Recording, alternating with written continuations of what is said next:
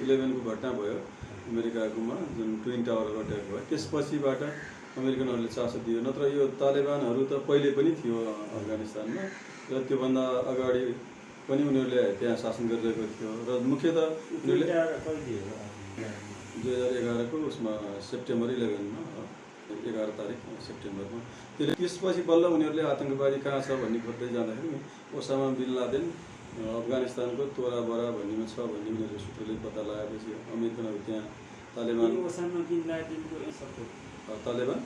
तालिबान समर्थक उनीहरूले Osama bin लादेनलाई शरण दिएको थियो त्यहाँ आश्रय दिएको थियो त्यसले गर्दाखेरि अमेरिकन अथवा पश्चिममा उसले यो नाटो भनेर नर्थ एटलान्टिक ट्रिटी अर्गनाइजेसन भनेर जुन सङ्गठन बनायो त्यो सङ्गठनको आधारमा उनीहरूले सबै देशहरू अमेरिका मात्रै होइन अरू देशहरू समेत त्यसमा जस्तो बेलायत जर्मनी तपाईँको फ्रान्स अस्ट्रेलिया इटली यिनीहरू जस्तो सबै यो नर्थ एटलान्टिक ट्रिटी अर्गनाइजेसन जति संस्थाहरू छ राष्ट्रहरू छन् त्यो सबै राष्ट्रहरूले त्यहाँ आएर हस्तक्षेप गरेर यसलाई खास गरी आतंकवाद अन्त गर्ने हिसाबले यिनीहरूको अमेरिकनहरू चाहिँ त्यहाँ प्रवेश गरेको हो र यिनीहरूले जुन खालको प्रवेश गरे त्यसको मुख्य उद्देश्य विरोध मात्रै होइन उनीहरूले त्यसलाई चाहिँ सैनिक हस्तक्षेपसहित तालिबानहरूलाई त्यो देशबाट निकालनै गरेको हो र उनीहरूको उत्तरमा अफगानिस्तानमा त्यति बेला पनि यो के अरे मसुद भन्ने राष्ट्रिय हिरो भन्छन् उनीहरूले हुनुहुन्थ्यो मसुद पहिलाको त्यहाँ उत्तर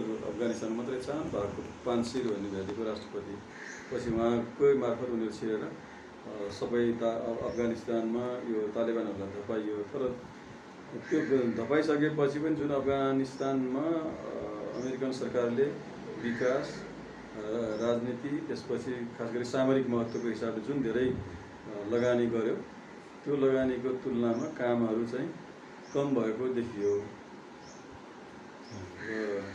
त्यसलाई त 20 वर्ष लाग्यो 20 वर्ष लाग्यो 2001 पछि 2021 मा आयो झन्डै 20 वर्षपछि त्यति बेला पनि यिनीहरूको झन्डै तपाईँको साउथ के अरे अफगानिस्तानको विशेष हेल्मन्डभन्दा तल कोइटा पाकिस्तानको कोइटा सहरहरूको सिमानाको एरियाको झन्डै अब उनीहरूको 334वटा जिल्लाहरूमध्येमा 20वटादेखि 22वटा जिल्लाहरू उनीहरूको कब्जामा थियो तालिबानको त्यति बेला पनि अब त्यो तालिबानको कब्जाहरू हुँदाखेरि त्यहाँबाट बढ्दै गयो र यो अब अजिब लाग्ने अचम्म लाग्ने कुरा के हो भने त्यत्रो दीक्षित सेनाहरू हुँदाहुँदै कसरी तपाईँको कसरी त्यसरी उद्देश्य के थियो राजनीतिक उद्देश्य खास के थियो कसरी तालिबानको मुख्य उद्देश्य त तपाईँको उनीहरूको धार्मिक यो सरिया ल भन्छ सरिया कानुन त्यो सरिया कानुनहरू कार्यान्वयन गर्नु अब उनीहरूले के अरे अफगानिस्तान इमिरेट्स भनेर छुट्टै आफ्नो राष्ट्रको घोषणा गरेको छ झन्डा छुट्टै आफ्नो छ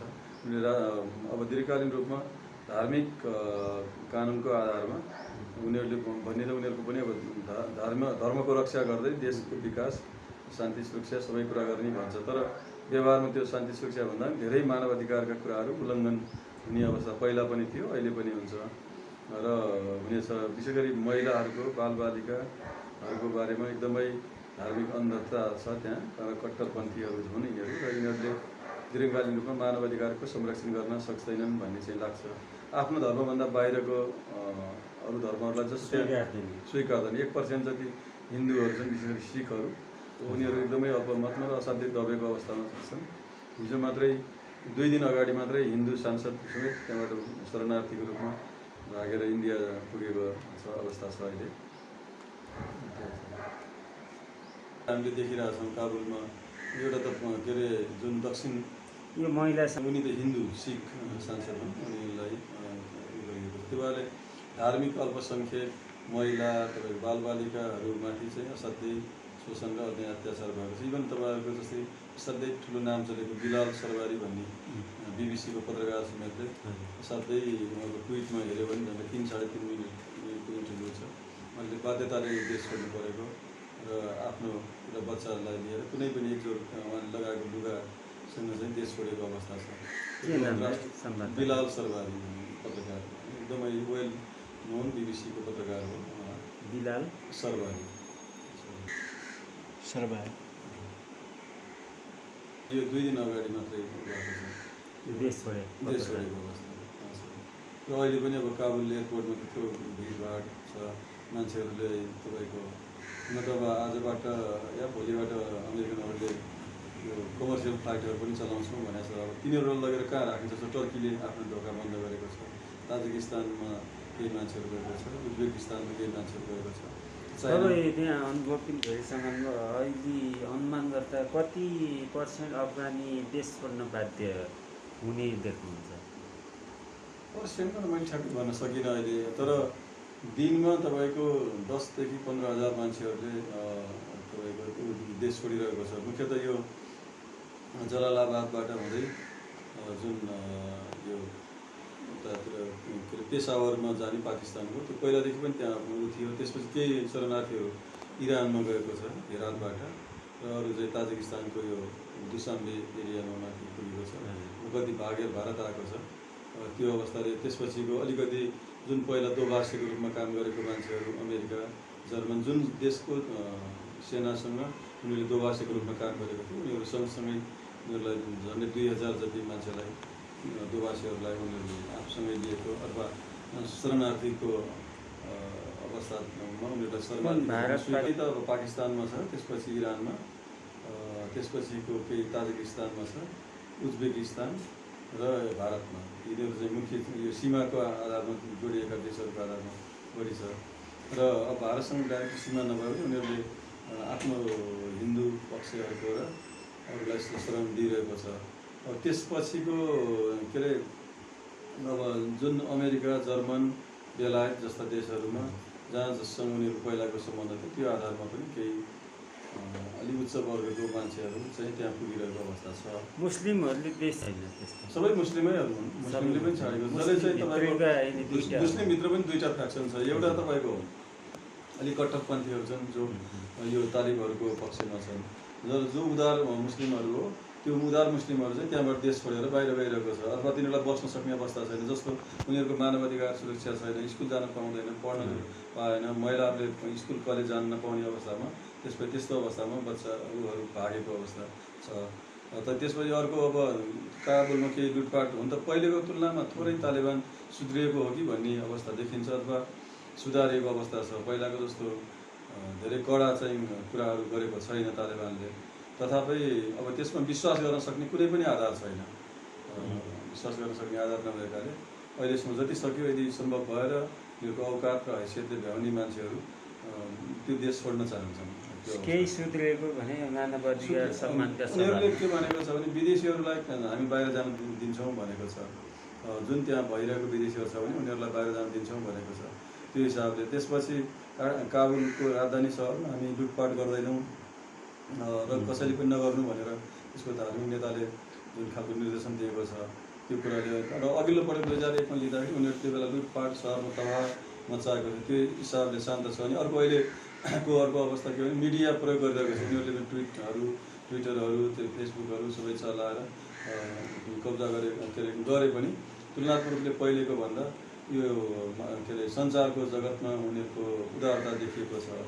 त्यसपछि सञ्चारमा अलिकति उदारता देखिएको छ पहिलेको तुलनामा। तर उनीहरूले जुन खालको खुला लोकतन्त्रको हिसाबले, प्रजातन्त्रको हिसाबले जुन भाषणहरू अथवा कुराहरू आइरहेको थियो, त्यस्तो कुराहरूमा प्रतिबन्ध लगाएको छ। र त्यहाँ मेरो थुप्रै साथीहरू छन् अहिले अफगानिस्तानमा काम गरेको नाताले, उहाँहरूसँग सम्पर्कमा छ। 3 दिनबाट उहाँहरू पनि सम्पर्कविहीन हुनुभएको छ। नत्र मेसेन्जरमा आफूलाई परेको समस्याहरू यहाँ लेखिराख्नु भएको थियो। त्यो अवस्था चाहिँ अलिकति अप्ठ्यारो अवस्था छ। अलिकति अत्यन्त संवेदनशील प्रश्न हो तपाईँले भन्नुभयो जस्तो। र यसमा महत्त्वपूर्ण दुईवटा कुरा छन्। एउटा, हामी कहाँ प्रवेश गर्ने दुईवटा उपाय हो। एउटा के अरे हाम्रो विमानस्थलबाट, त्यो विमानस्थल भनेको अहिले हाम्रो काठमाडौँ त्यो 3 जना आएको छ जुन कुटनीतिक राजधानी प्रयोग गरेर आएको छ। उनीहरू कुटनीतिक हिसाबले हाम्रो बैठकमा आएको हो कि भागेर आएको भन्ने कुरा पुष्टि हुन सकेको छैन। अब त्यो कुटनीतिक राजधानी नै प्रयोग गरेको भएर कसैले पनि उहाँहरूमाथि प्रश्न गरेको छैन। र तपाईँले भने जस्तो हाम्रो भारतसँग खुला सिमानाले त्यो कुरा चाहिँ शङ्कास्पद हुनसक्छ। किनभने तपाईँ हामीलाई थाहा छ, वर्ष ठ्याक्कै याद भयो, 2005 जस्तो लाग्छ मलाई, हाम्रो इन्डियन एयरलाइन्स के अरे यहाँबाट अपहरण भएर कान्दाहार विमानस्थलमा पुर्याइएको थियो। त्यो सबै त्यस बेलाको के अरे एउटा ठुलो ग्रुप चाहिँ यही अहिलेको जुन तालिबानको हक्कानी ग्रुपको जुन नेता हुनुहुन्छ, उहाँकै भाइलाई रिहा गर्नलाई त्यो कुरा गरिएको थियो। त्यो भएले उनीहरू कुनै न कुनै काठमाडौँबाटै उडेको हो, काठमाडौँबाटै उडेको थियो। त्यसले गर्दाखेरि कुनै न कुनै रूपमा नेपालमा प्रवेश नगर्ला भन्ने चाहिँ ऊ छैन। देख्दाखेरि उनीहरूको आउटलुक इन्डियन र अफगानीहरूलाई हामी छुट्याउन सक्ने अवस्था छैन। अलिकति अग्लो भए पनि उस्तै मान्छे देखिन्छ, त्यो भएले नेपालमा प्रवेश गर्न सक्ने सम्भावना छ। र हामी कहाँ रोहिङ्ग्या मुसलमानहरूको पनि केही आश्रय स्थल लिएको काठमाडौँको बुढालिङको नजिक देख्यो भने अफगानी मुसलमानहरू पनि नआउलान् भन्न सकिन्न। अब मानवीयताको नाताले उनीहरूलाई आश्रय दिनु एउटा स्थल एउटा कुरा होला, एउटा पक्ष हुन्छ र सम्भवतः आइसकेपछि दिनु पनि पर्ने होला।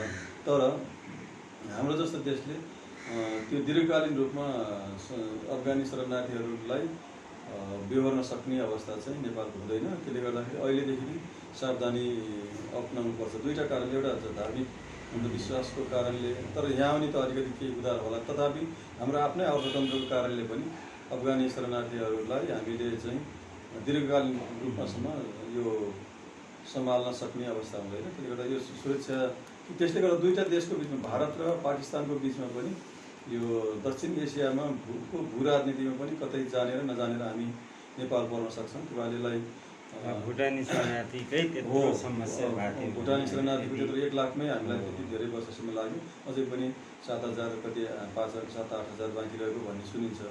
उनीहरूको के भयो, सबै हतियार अब खरबौँ त्यस्तो विज्ञ होइन। तर एउटा सामान्य नागरिक त्यो अफगानिस्तानको अनुभवले के भन्छ भने देशमा सुशासनहरू हुनुपर्दो रहेछ, सुशासन र भ्रष्टाचार नियन्त्रणहरू हुनुपर्दो रहेछ।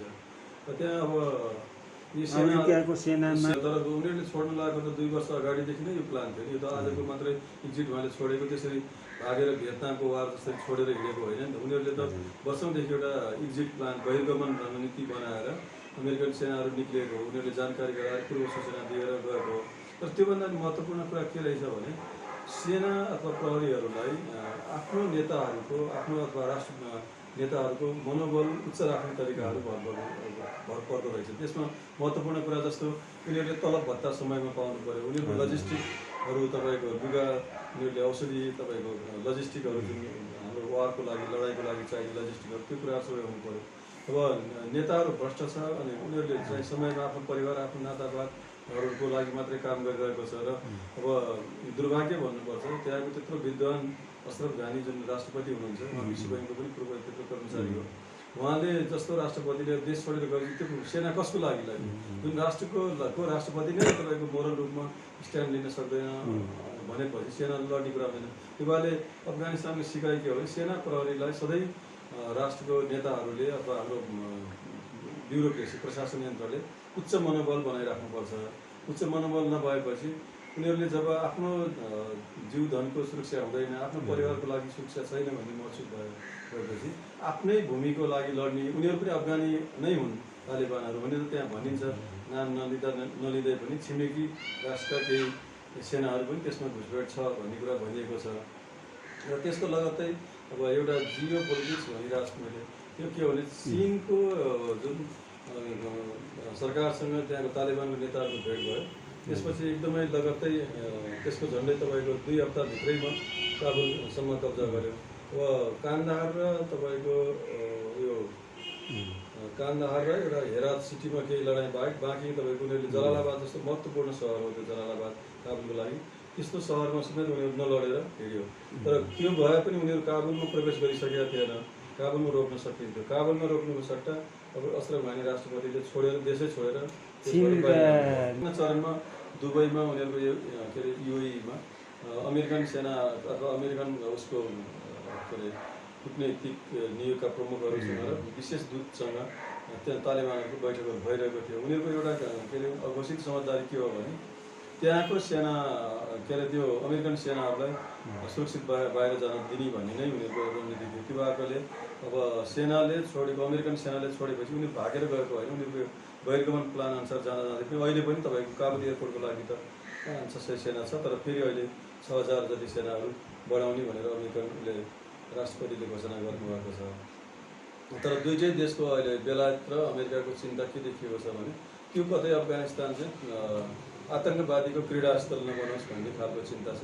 त्यसको लागि अहिले बेलायतले रुस र चिनको लागि पनि सहयोगको आवश्यक के अरे पहल गरेको छ। किन बेलायत र चिनको स्वार्थ अलिक फरक छ। चिनको स्वार्थ दुईवटा छ, पश्चिमको सिन्जियान त्यो जुन प्रोभिन्समा मुस्लिमहरू छन् त्यो मुस्लिममा यसको रेप्लिकेसन नहोस्, यसको त्यहाँ चाहिँ के अरे उत्साह नबढोस् भन्ने चिनको एउटा चासो छ भने अर्को चासो चिनको फेरि व्यापार लगानीमा ठुला व्यापार र ठुला खनिज पदार्थहरूमा सबै कुरा चाहिँ चाइनिजहरूले उनीहरूले ठेक्का मार्फत जितेको छ। त्यो भएर उनीहरूको ठुल्ठुलो प्रोजेक्ट चिनमा छ।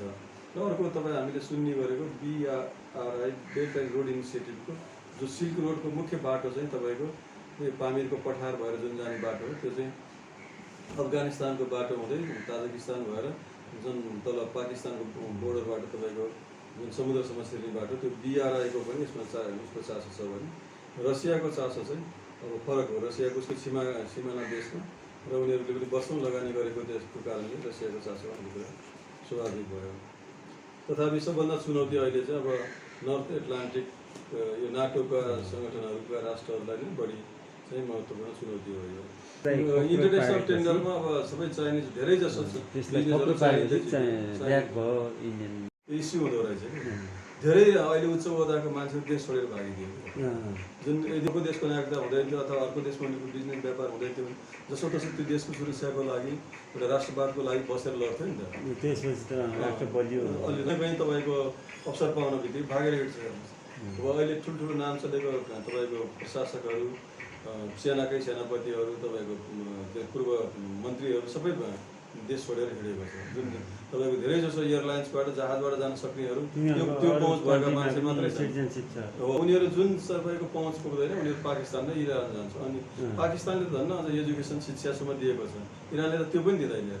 अनि अर्को एउटा तपाईँले नछुटाउनु पर्ने मैले भन्नु बिर्सेँ एउटा कुरा चाहिँ के छ भने त्यो पनि लेखिदिनु भयो भने मानवाधिकारको पर्ने विषय के हो भने त्यहाँ अल्पसङ्ख्यक जनजातिहरू छन्, पस्तुहरू, पठानहरू, पस्तुहरू चाहिँ बहुसङ्ख्यक हो भने त्यसपछिको हजारा कम्युनिटी त्यो हाम्रो यहाँको मगरौल जस्तै देखिँदाखेरि उनीहरू सबै पहिलाको मङ्गोलियनहरू हो। तिनीहरू त्यसपछि उज्बेक र ताजिक कम्युनिटीहरू छन्। तिनीहरूलाई चाहिँ एकदमै अल्पमतमा परेर उहाँहरूलाई चाहिँ असर पर्छ। अल्पसङ्ख्यक समुदायको र महिला बालबालिकाको मानवाधिकार रक्षाको लागि पनि यो अन्तर्राष्ट्रिय समुदायले अफगानिस्तानमा चाहिँ हस्तक्षेप गर्नुपर्छ र उनीहरूलाई चाहिँ तालिबानहरूलाई यो वञ्चितीकरण पारेर चाहिँ सहयोग गर्नु हुँदैन भन्ने चाहिँ